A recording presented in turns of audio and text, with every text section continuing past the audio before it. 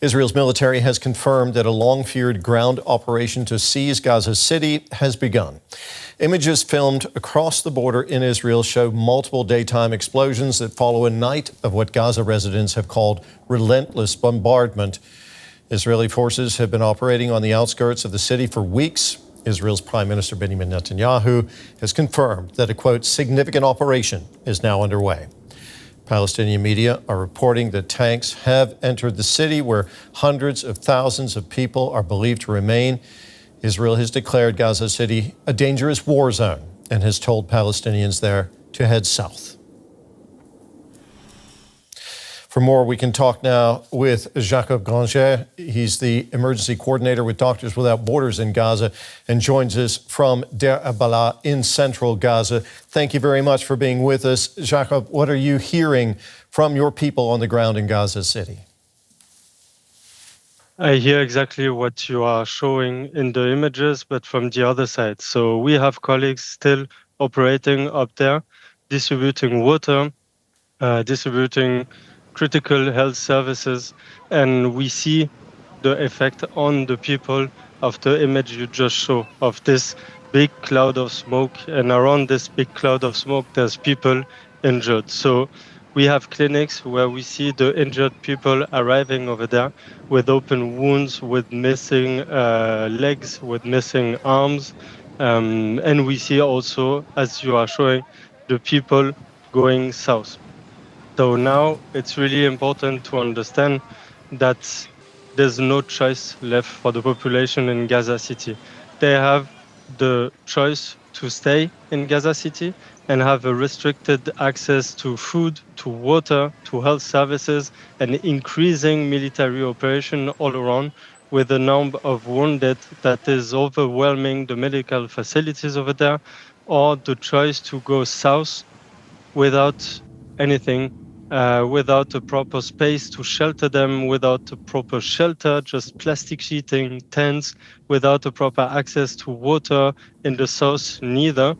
So this is on one part. On the other side, from the humanitarian perspective, a lot of humanitarian actors left Gaza City because of the increasing security situation. So it's not good for anyone to be caught amid the military operation.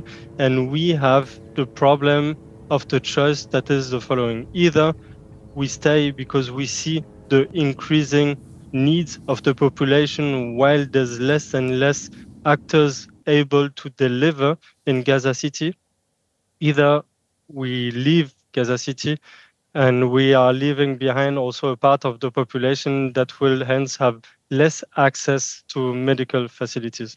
I just want to also point that yesterday there was one water truck distributing 10 liters of drinkable water to the population of Gaza City of MSF, clearly identified, that was observed by Israeli forces drone, and few minutes after hit by some kind of weapon. So this is the choice we are facing right now. We need to continue to deliver in Gaza City because the huge needs of the population, and we are taking risk because Israeli government is not allowing a safe access to Gaza City to humanitarian actors. You mentioned that people are leaving. Israel has told people in Gaza City to evacuate. Is there any safe route out of the city for those who want to leave? There's only one route that is going along the coast. There's nowhere safe in Gaza. It's been 22 months. So a safe route in Gaza is something that does not exist. And then the indication given by the Israeli government is that they are preparing a so-called humanitarian zone down to the south, and they are calling the civilian population of Gaza to move in this so-called humanitarian zone. The route is not safe, as every land in Gaza, and the access is also complicated. So it's crowded. You need money to pay transport of your shelter furniture if you have the chance to have some. Then you need money to rent a land if you have the chance to find one empty in the south. And finally, you need money to prepare all of that. I like to recall that more than 70% of the population of the Gaza Strip has no regular income of money. So Right. they have no choice for a lot of them. If they are leaving the shelter they have in Gaza City, they are not sure they will be able to find a shelter and access to food, water, and medical services in the south.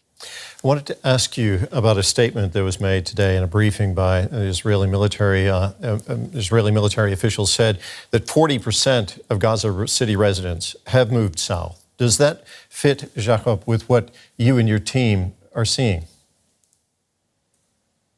It's very difficult to say. It's very difficult for the site management organization to keep track of the population moving.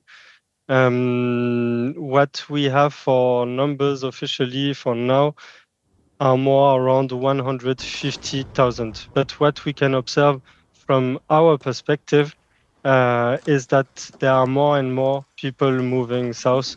If it is 40% of north or not of the Gaza City is a little bit difficult to assess. But even if it is 40% of approximately 1 million person, it means that there are still 600,000 people in Gaza City with immense needs over there. Jacob, thank you very much for taking time to talk with us today. That was Jacob Granger, Emergency Coordinator with Doctors Without Borders in Gaza. Thank you so much. DW's Tania Krämer is covering the story for us in Jerusalem. Tania, what more can you tell us about the situation in Gaza? Well, there's a clear escalation. I mean, we've seen, an intensified bombing and airstrikes over the past days, basically flattening a lot of these high-rise or larger buildings in Gaza, presumably to prepare the ground offensive that was decided upon in August by the Israeli government to basically seize and occupy Gaza City, the largest city in the territory. And as of last night, around 10 p.m., we had all these videos coming in of flares and really heavy bombardment artillery. Some eyewitnesses have said that they've seen tanks mainly in the eastern and northern neighborhoods of Gaza City. They've been operating there before, but it's expected that they will then move towards the western part of Gaza City. Now, there's no official confirmation as to what stage we're in right now in this invasion of Gaza City, but I think for the residents in Gaza City, this doesn't matter really very much because they are living in hellish conditions. I've been able to talk to someone just a short while ago on the phone, and this family is still staying in Gaza City, in Rimal. This is in western Gaza City. It's a very large family. They didn't know how to leave. They said they didn't have the means to go down south. They also don't feel safe, and they think they're just hunkering down at the moment, really not knowing what to do and fearing for their life. We just heard the U.S. Secretary of State, Tania, Marco Rubio, say time is running out to reach a ceasefire deal. How likely is it that a deal can be reached, or is Israel now determined to take full control of Gaza City and perhaps the territory as a whole? Well, it's unclear at this moment.